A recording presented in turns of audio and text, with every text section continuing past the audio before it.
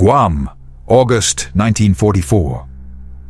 The scorching sun spills over the wet sand, and the air is thick with the scent of salt and smoke. Just this morning, cicadas were singing here.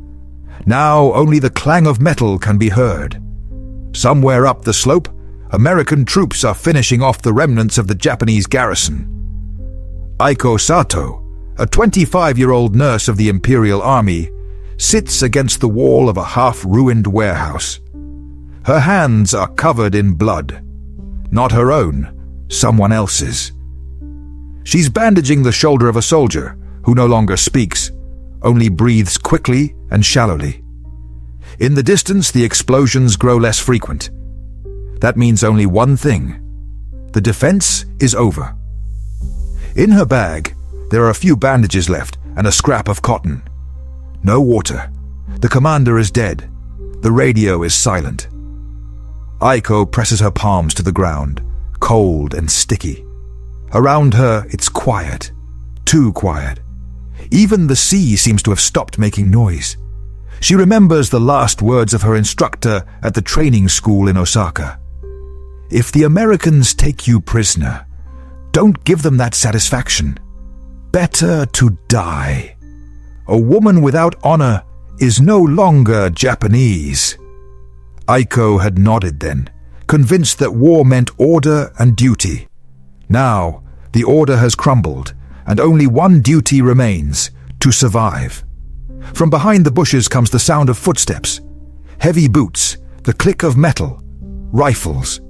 Aiko closes her eyes, presses her palms to her chest. Her heart beats so loudly, it feels like it's betraying her. Someone speaks in English, sharp, quick words, but without rage. A shadow falls over her. Aiko opens her eyes. In front of her stands a tall American, young, wearing a helmet, his face dirty. He doesn't look like an executioner, but like someone exhausted by all of this. He notices the white armband on her sleeve, a red cross faded by blood and sun. "Stop. Nurse?" he asks. Aiko doesn't understand, but the word nurse is familiar. She nods almost mechanically. The soldier slowly removes a canteen from his belt and offers it to her. Aiko stares at it for a long time, not believing. Then she takes it. The water is cold, real, and when she takes a sip, tears stream down her face. Not from fear, but from confusion. Everything she was taught collapses in that moment. The Americans don't shout, don't strike. One of them calls to the others. They approach, carefully inspecting the wounded. One says, "Help her." And then, a strange sight. The enemy helping a nurse bandage a Japanese soldier. The sea begins to make noise again. Aiko doesn't yet know that this day will mark the beginning of another war. A quiet one, without weapons, but far more difficult. A war with everything she once believed in. Night in the prisoner camp on the island of Saipan smelled of damp earth and kerosene. Aiko sat on a wooden cot beneath a canvas tent, listening to the steady drip of water somewhere in the yard, rhythmic, like a pendulum. Every sound pulled her back to the past, to nights when the radio in Osaka broadcast the voice of a stern announcer. "Americans don't take prisoners. They will torture you, mock you, strip you of honor. A woman in their hands is no longer a woman." She believed it. They all did. Fear was a weapon, and it worked better than bullets. Now that fear was colliding with reality. The soft voice of an American nurse, the scent of soap, steam rising from a metal bowl of soup. Everything around her felt wrong. Even the sky was too bright. For the first time in many weeks, Aiko saw herself in a mirror. Cracked, cloudy, but still a mirror. Her face was gaunt, her skin yellowed, her eyes sunken. But in them appeared a strange glimmer. Not hope, no, something else. Distrust mixed with confusion. The Americans called her and the other women comfort patients, though they had been nurses, telephone operators, cooks. They hadn't fired weapons. But their uniforms, grey, stitched with the imperial flag, made them enemies. On the second day, they were assembled in the yard. A Marine captain, tall, with a sun-bleached insignia, spoke through a translator. "No one will harm you. You are prisoners, but you are human. Follow the rules, and you will be treated with dignity." Aiko didn't believe him. The words sounded like a trap. "You are human. Why say that if it's true?" But then something happened that cracked the wall of fear. The Americans buried the dead Japanese. They didn't burn them. They didn't throw them into a pit.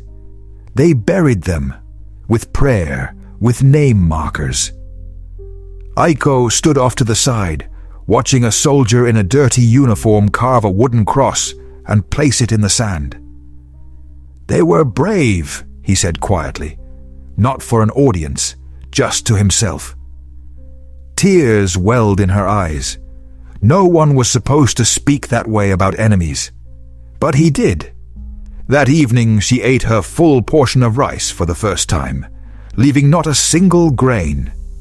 For the first time, she didn't wonder if the bowl held poison. Later, in the barracks, the women whispered, "It's a trick. They want us to let our guard down." "No," Aiko said, staring into the darkness. "They're just different." She didn't know what she meant, but she knew the words had escaped her because the old belief had already cracked, and the crack was growing. In July 1945, the camp on Saipan began to feel strangely orderly. Each day repeated like a line in a prayer. Wake up, roll call, work, lunch, report, sleep. Aiko dug garden beds alongside other captured women, growing green bean sprouts for the garrison.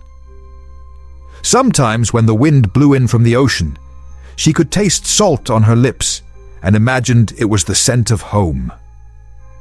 One afternoon after lunch, an American sergeant, a red-haired young man named Thomas, approached her holding an envelope. "From Japan," he said, carefully pronouncing each word. "Your family."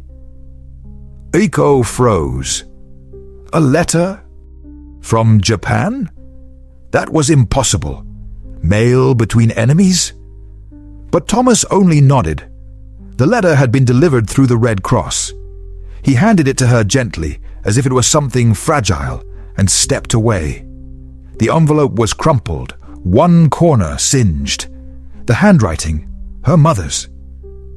Aiko sat on the barracks doorstep, unfolding the thin paper. The words were uneven, the ink smudged, as if written by candlelight with a trembling hand. "Aiko, if you are alive, know that the city is no longer ours. After the bombing, everything burned. The school, the market, our home. I am alive. Father is not. I found his ring. Take care of yourself. Mother." She read the lines over and over until the letters blurred through her tears. The ashes of Osaka lay between the sentences, invisible but tangible.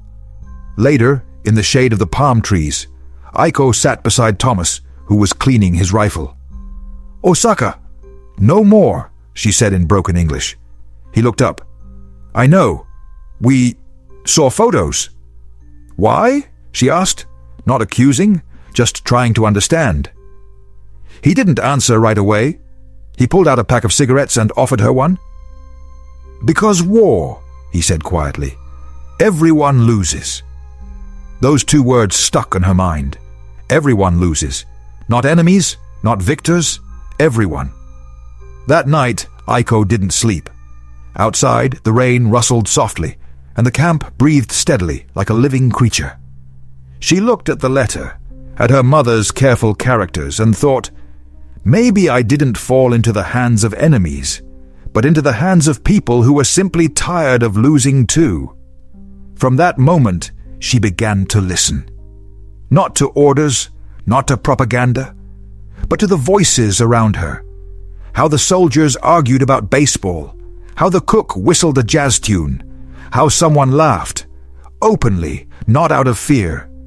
Laughter was the most incomprehensible sound of war. It sounded like life returning. In August, the heat was so intense that the air above the camp shimmered, as if time itself were melting. Aiko, along with the other women, was hauling buckets of water from the well to the kitchen. On the way back, she heard a cry, short, sharp, nothing like the sounds of orders. Near the warehouse, one of the American soldiers lay on the ground, clutching his leg. Blood seeped through the torn fabric of his trousers. Several of the captured women recoiled, expecting a shout or a gunshot. Instinct forbade them from intervening. But Aiko hesitated only for a moment. She dropped her bucket and ran toward him. "Don't move," she said in broken English. "You bleed." The soldier, young and freckled, tried to joke. "You think?" But pain laced his voice. Aiko pulled a strip of cloth from her waistband, tore it, and applied a tourniquet. Her hands trembled, but her movements were confident. She had once studied first aid in a girls' school, before the war. The bleeding stopped. The soldier exhaled and looked at her in surprise. "You're nurse?" "No, teacher," she replied softly. "Before." He tried to say something else, but lost consciousness. A few minutes later, a medic arrived, followed by Thomas. He saw Aiko, her hands stained with blood, and shouted, "What happened?" The medic answered briefly, "She saved him. Quick thinking." Thomas turned to Aiko. There was no anger or suspicion in his face, only respect and something like bewilderment. "You helped him?" She nodded. "Enemy, friend, same blood," she said simply. That evening, as the sun sank into the ocean, Thomas came to her barrack. In his hands was a small package. "For you?" he said. Inside was a piece of chocolate, a rare treat in the camp, and a small pencil. "You can write back to Osaka." Aiko stared at the gift, unable to speak. The chocolate smelled like childhood, before the bombs, before the slogans, before the sky became the enemy. She looked up. "Why?" she asked. "Why you give me this?" Thomas shrugged. "Because you remembered what war tries to make us forget." That night, she didn't sleep. She wrote. The paper was a torn scrap from a notebook, but every word came from the heart. "Mama, I'm alive. There are not only enemies here, there are people."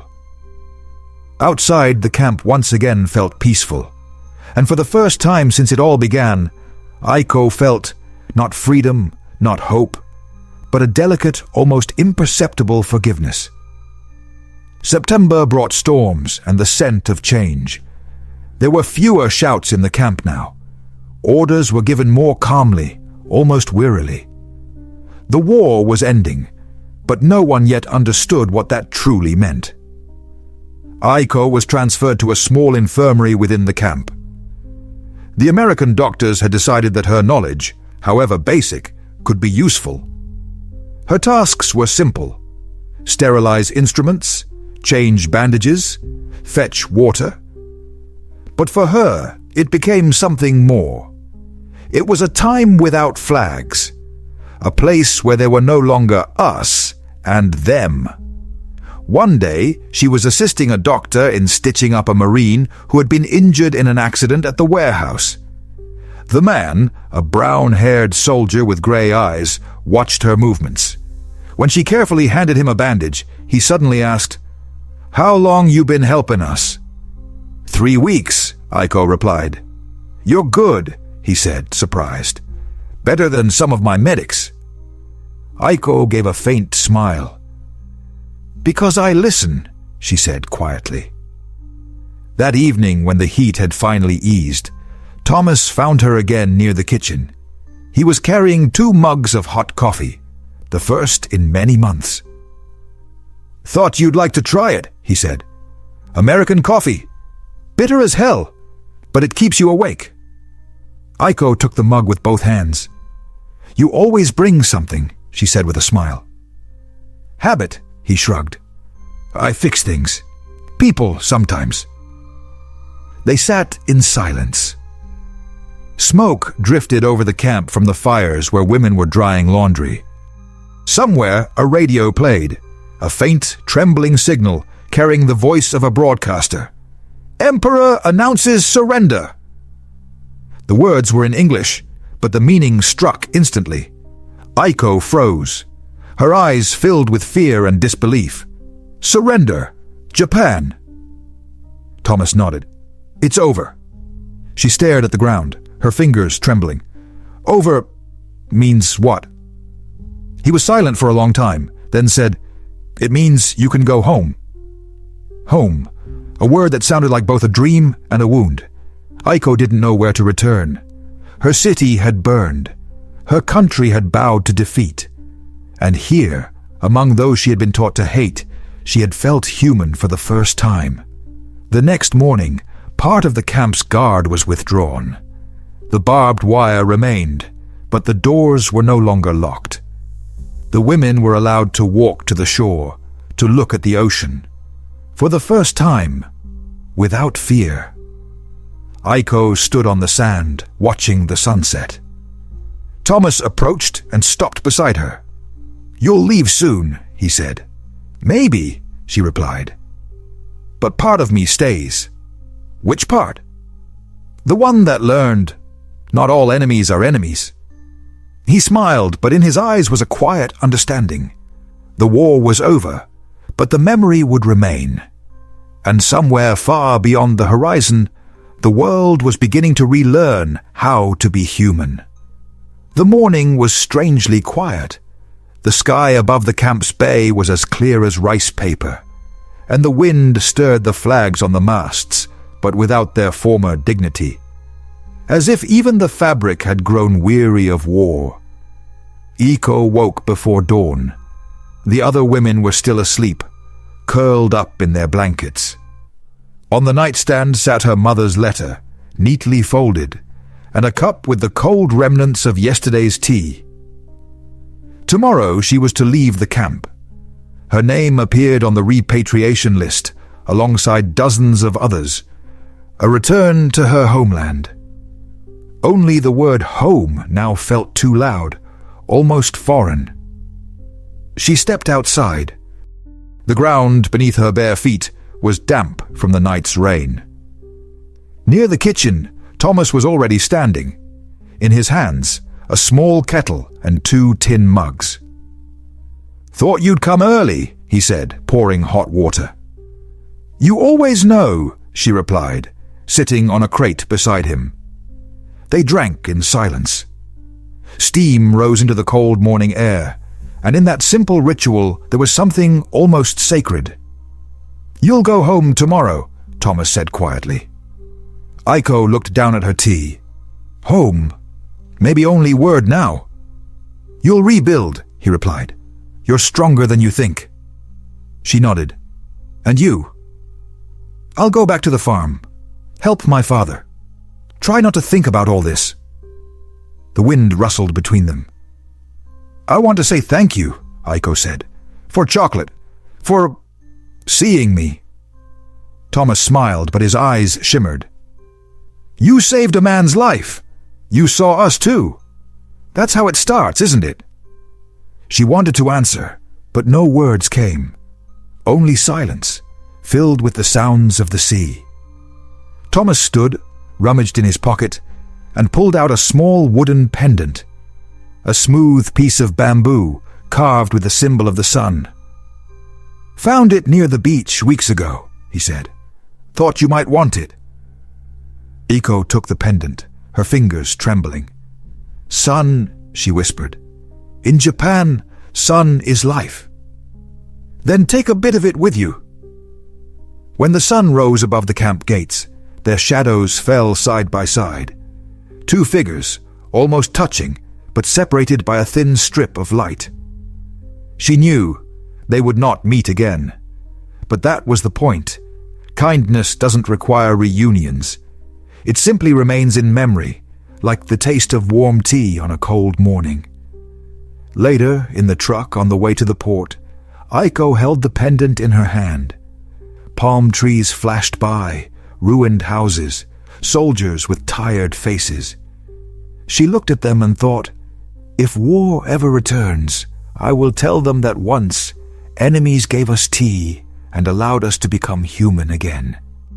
When the ship left the Philippine shore, Aiko heard the true sound of the sea for the first time in many months. Not the kind that accompanied explosions and shouted orders, but a quiet, living sound, as if the water itself were trying to comfort weary souls. The women stood on the deck, clutching bundles of clothing and the few belongings they had salvaged from the camp. Some cried, some stared at the sky, and some simply stood in silence, unable to believe that the journey home had truly begun. Aiko sat by the railing. In her hands was the same bamboo pendant carved with the symbol of the sun. Its surface had darkened from salt, but the symbol remained clear, a reminder that light could be carried with you, even when the sky was covered in clouds. Beside her sat Mieko, a young woman from Nagasaki. She held a photograph of her husband on her lap. "Do you think he's alive?" she asked softly. Aiko was silent for a long time. "I think we're alive. That's enough for now." The ship sailed for days, and each day the sea felt like an endless mirror stretched between the past and the future. On deck, the women sewed, dried laundry, and shared stories. Sometimes Aiko closed her eyes and remembered the camp. The smell of smoke, the faces, the glances, Thomas. All of it now felt like a dream, strangely warm amid the coldness of memory. When they arrived in Yokohama, the city greeted them with silence. Ruined streets stretched to the horizon. Only charred walls remained of the old neighborhoods. People walked quietly, not recognizing one another. Aiko walked down the road, holding the pendant. Her mother was waiting, gray-haired, thinner, but with eyes that still held something of the old Japan. They said nothing. They simply embraced. That night, with the moon hanging over the city, Aiko stepped outside. Fires burned in the distance. Voices drifted through the air. Someone reading letters, someone singing. She pulled a scrap of paper and a pencil from her pocket. She hadn't written in a long time, but now the words seemed to find their way on their own. "I met people who were called enemies.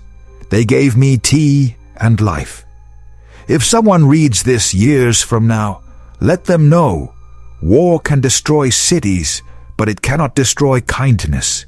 She folded the paper, placed it beside the pendant, and smiled, not with happiness, but with peace, like someone who had finally learned how to forgive. The next morning, a neighbor knocked on her door. "Aiko-san, we're gathering women to help the children. Lessons, food, a little warmth." Aiko nodded. "Yes," she said. "I know how to make tea. Let's start with that." And when the scent of brewing tea filled the ruined street, the city, for the first time in a long while, began to feel alive again. The sun rose over the sea, and its reflection in the windows echoed the carved symbol on her pendant, a sign that even after the longest darkness, light always returns. 10 years had passed. Yokohama had once again become a bustling port, filled with the scent of sea, fish, and hope. Where ruins once stood, new houses had risen. Children ran through the streets, and above the city there was no longer the smoke of war, only steam from kettles and white birds circling the rooftops. Iko lived in a small room above a shop. She taught at a local school, helping children learn to read and write. Sometimes, after lessons ended, she would open the drawer of her desk and take out an old notebook, the one that had survived the prison camp and the long journey home. Between its pages lay the bamboo pendant and the letter she had never sent. That evening she finally made up her mind. She sat by the window, brewed green tea, and began to write. Dear Thomas, if you are still somewhere on the farm, where the air smells of earth and rain, know that your pendant is still with me. I held it when I returned to the ruined city. I held it when I smiled at a child in my classroom for the first time. Sometimes I think it's not just a piece of wood, but a memory of a man who taught me to believe that even an enemy can be kind. She paused, inhaled the scent of tea, and smiled. You once said, we'll meet in another time. Perhaps that time has already come. We just won't recognize each other. Maybe your children play in the fields, and my students draw suns in their notebooks. And all of it, because one day someone didn't raise a weapon, but simply poured a cup of tea. When the letter was finished, Aiko didn't seal it. She folded the page carefully, placed it inside a bottle, and walked to the sea. The evening was quiet, the water clear, just like the day the ship had carried her home. She threw the bottle into the water and watched for a long time as the waves carried it away toward wherever Thomas might once have been. Nearby, children were playing. One boy ran up to her. Sensei, what were you doing? I sent a letter to a friend, she said. Will he answer? Aiko smiled. Sometimes the answer is simply life continuing. When the sun finally disappeared beyond the horizon, she returned home. There was still a little water left in her kettle, and before going to bed, she poured herself a cup. Steam rose slowly, gently, as if the spirit of the sea had returned to say, You did everything right. Aiko lifted the cup and quietly said, Thank you, Thomas, for the tea, for the life, for the light. England, 1960. The morning began with rain, fine, almost transparent, like breath over a cold cup. Thomas Harper stood on the Hampshire coast, where the wind smelled of salt and iron, watching his son Jamie try to build a castle out of wet sand. A veteran of the Pacific Campaign, now a history teacher, he lived quietly, like a man who had given everything to the sea and returned with only one burden: memory. He had once believed that time would heal everything. But time only softened pain, like fabric faded by the sun. Sometimes at night he still heard voices, not screams, no, but quiet murmurs, like the rustle of paper. And among them, one name always echoed, a name he feared to speak aloud: Aiko. Dad, look, Jamie shouted. The boy ran along the shore, holding something shiny in his hands. There, in the water, I found a bottle, with a letter. Thomas frowned. A letter in a bottle. A story from children's books. But Jamie insisted, and soon in his palms lay a piece of glass, smoothed by time, with a yellowed sheet of paper inside. Thomas carefully pried out the cork with a knife. The paper smelled of the sea, and something sweetly familiar. Perhaps rice paper. He unfolded the letter and began to read.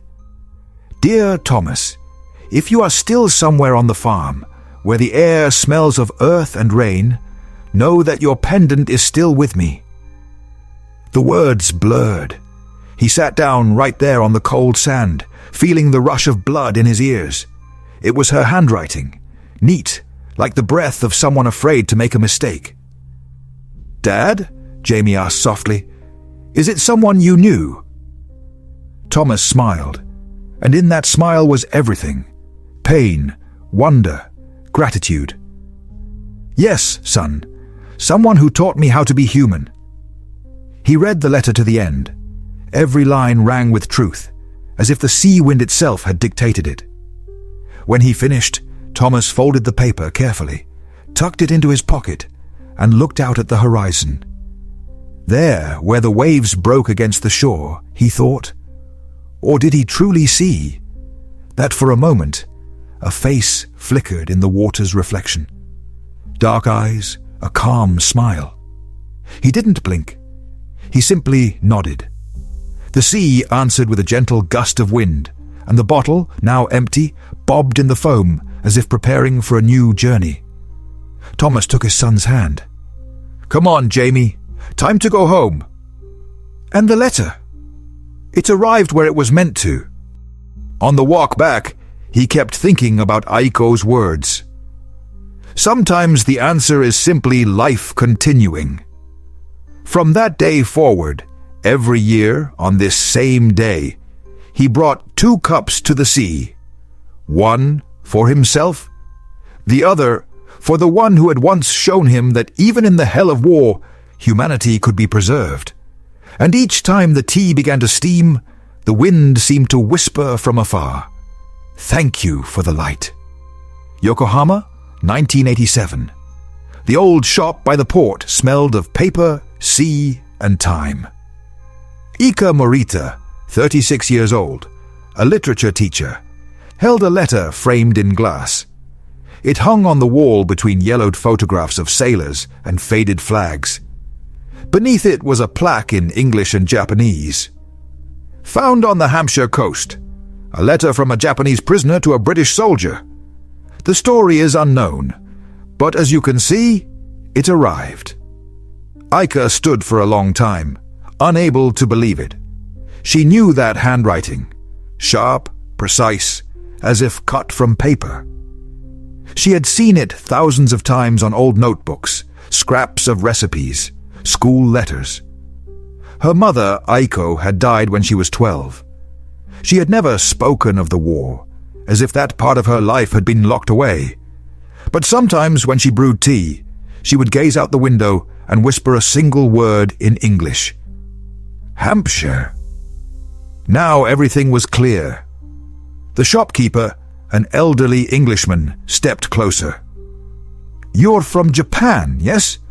You know, people sometimes come in and ask about this letter. They think it's just a romantic legend." Aika smiled faintly. "No, sir, it's not a legend. It's my mother's story." He blinked. "Your mother?" Aika nodded. "She worked in the camp as a translator. She said the English taught her not to be ashamed of kindness, and that kindness is a kind of strength." The man fell silent, gazing at the glass. "Your mother was lucky." "No," she replied. "They both were. They met in a world where no one believed in humanity." She asked to have the letter taken down. The paper, though faded, still held the scent of salt and traces of ink. In the margins, faintly, almost invisibly, someone had written with a trembling hand, "If someone finds this letter, let it remind them that humanity is not a nation, but a choice." Aika stepped outside, where the wind pulled in from the sea. In her hands, the letter. On her lips, a smile, like someone who had finally understood why the sea takes and then returns. That evening, she stood at the pier and cast a new bottle into the water.